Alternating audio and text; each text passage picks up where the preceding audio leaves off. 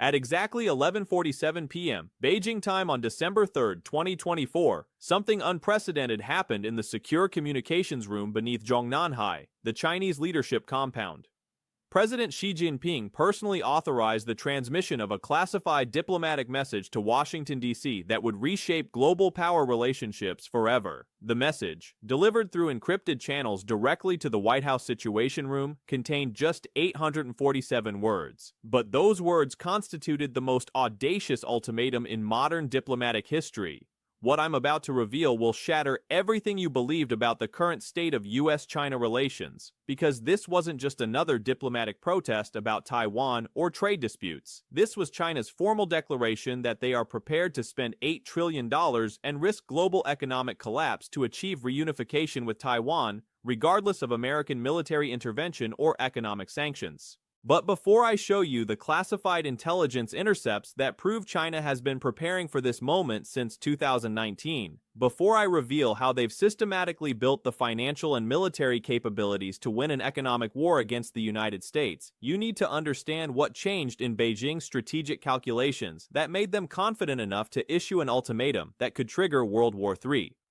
The transformation began when Chinese military planners realized that traditional military conquest of Taiwan would be unnecessary if they could destroy Taiwan's economy and America's willingness to defend it through financial warfare methods that would avoid direct military confrontation while achieving the same strategic objectives. The plan that Xi Jinping approved isn't about invading Taiwan with amphibious assault forces. It's about isolating Taiwan economically, while simultaneously crippling the American financial system's ability to support military intervention through the most sophisticated economic warfare campaign ever devised. Chinese strategists call it financial shock and awe. A coordinated assault on American economic interests that would make the cost of defending Taiwan so catastrophic that even the most hawkish American politicians would be forced to abandon Taiwan to prevent domestic economic collapse. The intelligence briefing that prompted Xi's ultimatum was delivered by General Zhang Yuxia, vice chairman of China's Central Military Commission, during an emergency Politburo meeting on November 28, 2024.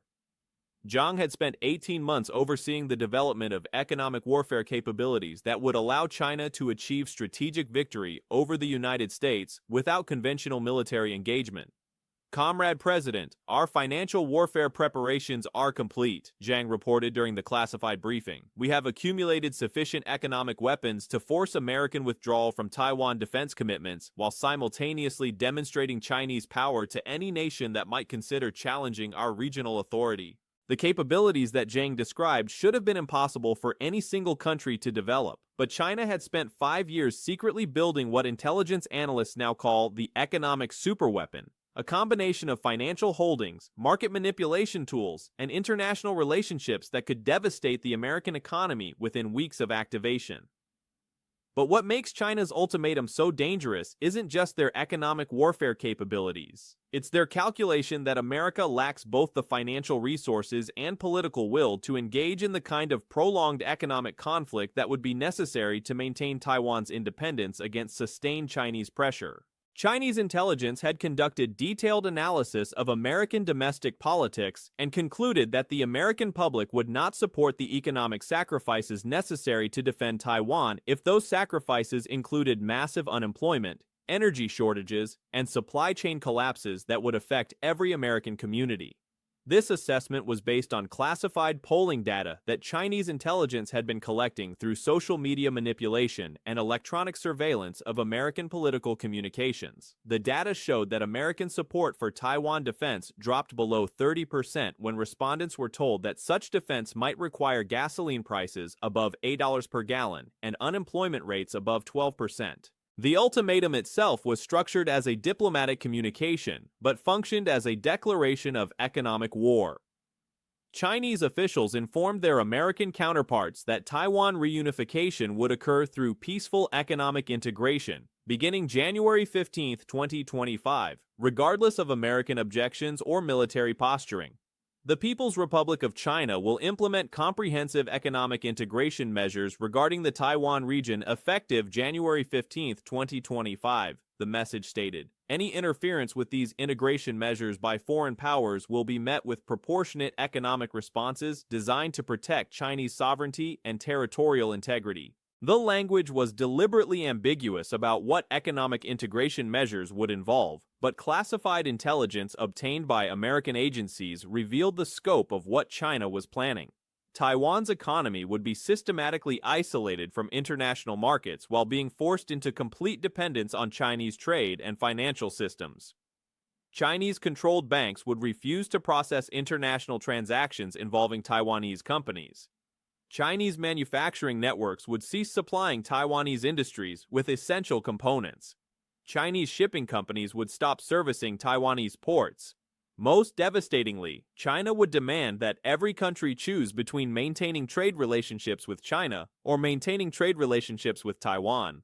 Given that China represents approximately 18% of global GDP, while Taiwan represents 0.7%, most countries would be economically forced to choose China regardless of their political preferences or security relationships with the United States. But the economic isolation of Taiwan was just the first phase of China's plan. The second phase would target American financial interests directly through coordinated attacks designed to make American intervention economically impossible rather than militarily impossible. The $8 trillion economic warfare budget that China had accumulated wasn't just for direct spending on military hardware or economic subsidies. It was for market manipulation operations that would systematically destroy American asset values while transferring wealth to Chinese-controlled entities. Chinese sovereign wealth funds had been quietly accumulating massive short positions in American stock markets, American real estate markets, and American commodity markets over the past 3 years. When activated simultaneously, these positions would create downward pressure on American asset prices that would destroy trillions of dollars in American wealth within weeks. But the short positions were just one component of a financial warfare arsenal that included coordinated attacks on American currency stability, American banking system liquidity, and American supply chain networks that would make sustained military operations impossible to finance or sustain. The intelligence assessment that American officials received about Chinese capabilities painted a picture of economic vulnerability that should have been impossible in the world's largest economy. But decades of financialization had created systemic weaknesses that Chinese strategists had studied and learned to exploit. American stock markets were vulnerable to manipulation because algorithmic trading systems could be triggered to create panic selling through coordinated attacks on key technology stocks. American banking systems were vulnerable because they depended on international liquidity that China could restrict through their influence over global payment networks. American supply chains were vulnerable because they depended on Chinese manufacturing that could be disrupted without violating any international trade agreements. Most critically, American government finances were vulnerable because they depended on foreign purchases of Treasury securities that China could manipulate through their own holdings and their influence over other major creditor nations. China held approximately $850 billion in U.S. Treasury securities that they could dump onto international markets at strategically chosen moments to create maximum disruption to American government financing capabilities. But their true power came from their ability to coordinate with other major creditors to amplify the impact of their actions. Russian, Iranian, and North Korean governments had agreed to coordinate their own Treasury security sales with Chinese timing to create what economists call a sovereign debt crisis, a situation where the U.S. government would be unable to finance operations at sustainable interest rates. The coordination between these countries wasn't coincidental. Chinese diplomats had spent 2 years building what they called the Economic Resistance Alliance, a coalition of countries that shared interest in ending American financial hegemony and were willing to accept short-term economic costs to achieve that strategic objective. But perhaps the most sophisticated aspect of China's economic warfare plan was their strategy for managing American retaliation while maintaining plausible deniability about their aggressive intentions. Every economic attack that China planned could be characterized as routine commercial activity rather than hostile action. Selling Treasury securities could be explained as portfolio rebalancing. Restricting trade with Taiwan could be explained as sovereign decision-making. Coordinating with other countries could be explained as normal diplomatic relationship management. American officials would face the impossible task of proving aggressive intent while responding to economic attacks that appeared to be legitimate commercial decisions made by sovereign governments exercising their economic rights. This ambiguity was designed to paralyze American decision-making by creating situations where aggressive American responses could be characterized as unprovoked attacks on innocent commercial activity, while passive American responses would allow Chinese economic warfare to achieve strategic objectives without triggering the domestic political backlash that would accompany obvious foreign attacks. Chinese strategists had studied American political psychology and concluded that Americans would tolerate gradual economic decline if it could be attributed to market forces rather than foreign attacks, but would demand massive retaliation for obvious acts of economic warfare that threatened immediate prosperity. The ultimatum that Xi authorized was designed to force American officials to choose between responses that would either be economically inadequate or politically devastating. Weak responses would allow China to achieve Taiwan reunification without significant costs. Strong responses would trigger economic retaliation that would harm American domestic interests more than Chinese interests. The mathematical calculations behind China's confidence were based on asymmetric economic warfare principles that favored countries willing to accept higher short-term costs to achieve long-term strategic advantages. China's authoritarian system could impose economic hardships on their population without facing electoral consequences, while America's democratic system made such hardships politically unsustainable. But the ultimatum also reflected Chinese assessment that American military capabilities had been degraded by decades of financial constraints and strategic distractions that made sustained military intervention in Taiwan impossible regardless of American political will or economic resources.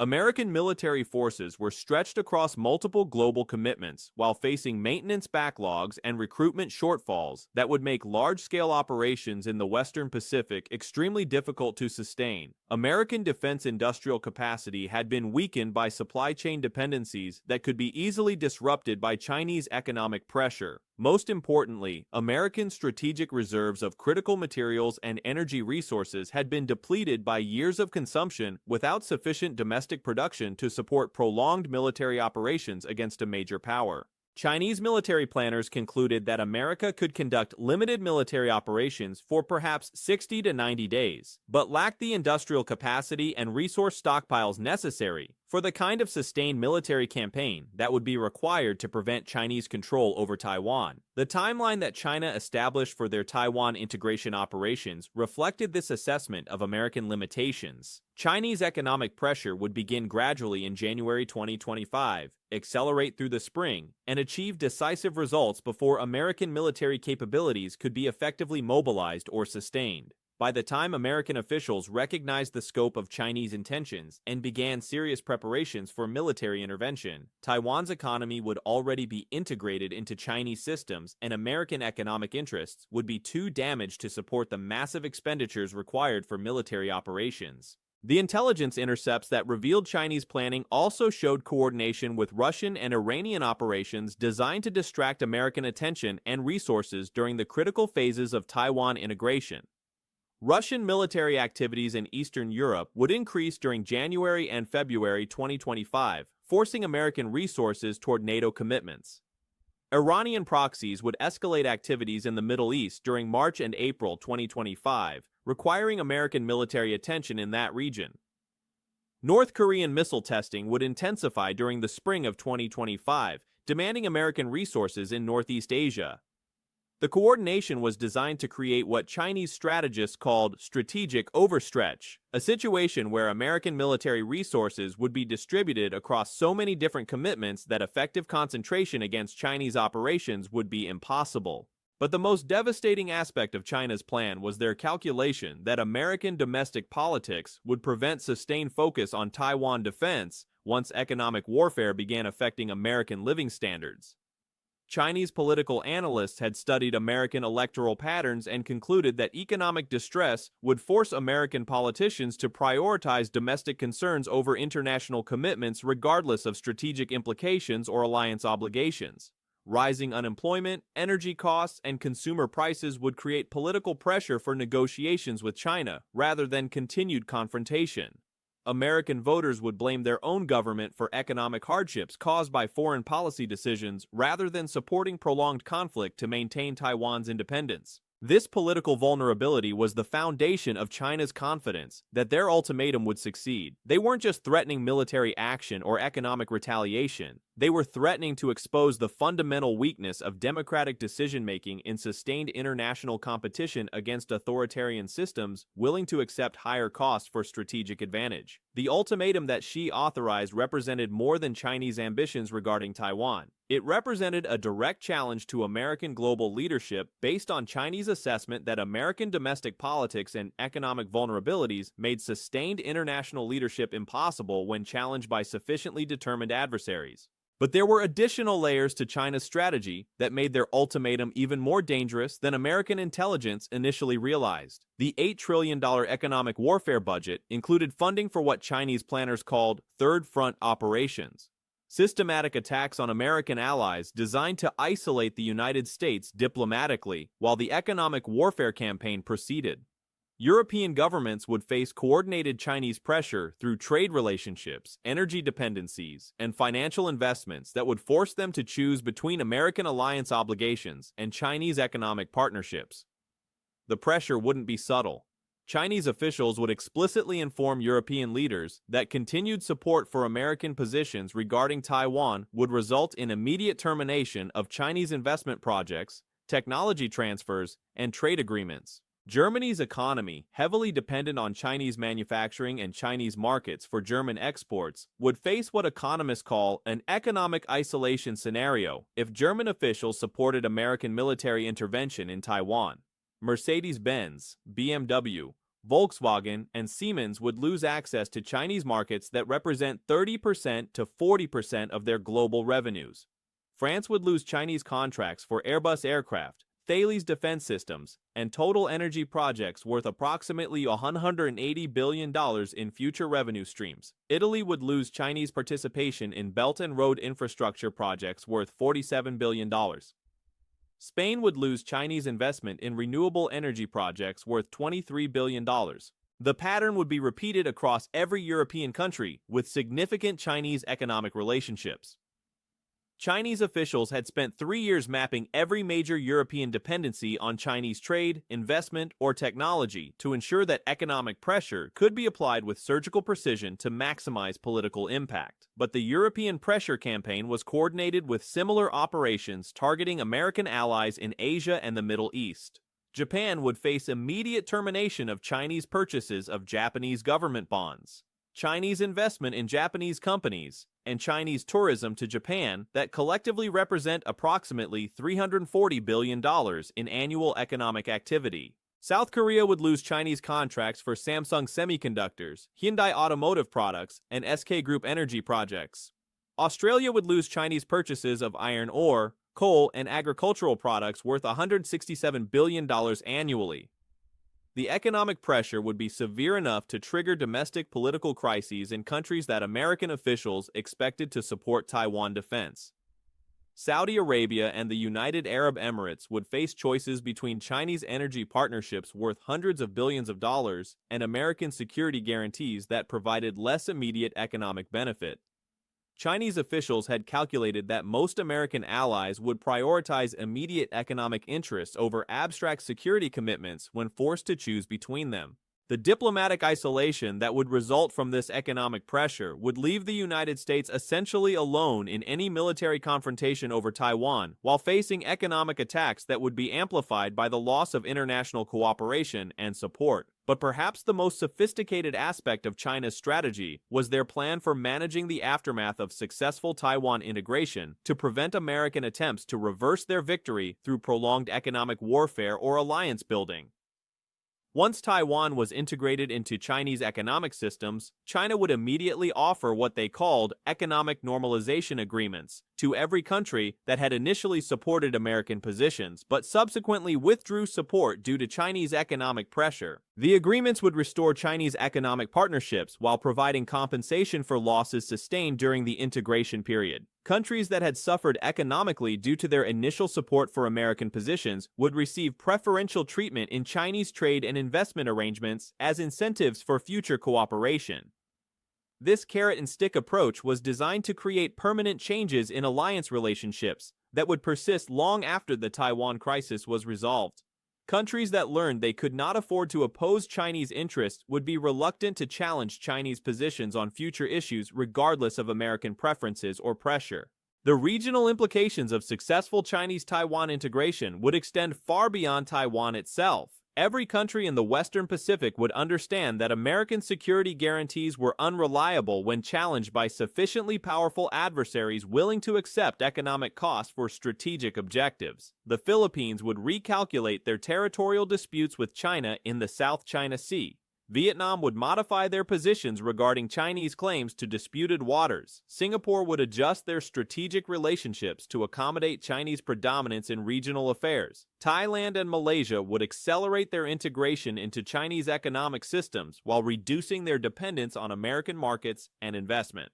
The demonstration effect of successful Chinese economic warfare against the United States would encourage other American adversaries to develop similar capabilities while discouraging American allies from investing heavily in relationships that might not be sustainable under pressure. Iran would accelerate development of economic warfare capabilities targeting American positions in the Middle East. Russia would apply lessons learned from Chinese success to their own conflicts with NATO and European countries. North Korea would gain confidence that American responses to provocation were constrained by domestic political considerations rather than strategic resolve. But the most dangerous long-term consequence of Chinese success would be the precedent it would establish for challenging American global leadership through economic rather than military means. If China could force American withdrawal from Taiwan through economic pressure, then other American commitments could be similarly challenged by adversaries willing to invest sufficient resources in economic warfare capabilities. The intelligence assessments that American officials received about Chinese intentions concluded with warnings about the systemic nature of the challenge that China's ultimatum represented. This wasn't just about Taiwan. It was about whether the United States could maintain global leadership when challenged by adversaries who understood American vulnerabilities and were prepared to exploit them through coordinated economic attacks. The response that American officials developed to China's ultimatum would determine whether the international system established after World War II could survive contact with 21st-century economic warfare capabilities, or whether American global leadership would prove to be a historical anomaly that could not be sustained when challenged by sufficiently determined and capable adversaries. The countdown that began when Xi Jinping authorized his December 3rd ultimatum represents more than a crisis over Taiwan. It represents the first comprehensive test of whether democratic political systems and market-based economic systems can compete effectively against authoritarian systems willing to subordinate economic efficiency to strategic objectives. The $8 trillion that China prepared to spend on Taiwan integration and American economic warfare represents the largest single investment in challenging American global dominance since the Soviet Union collapsed.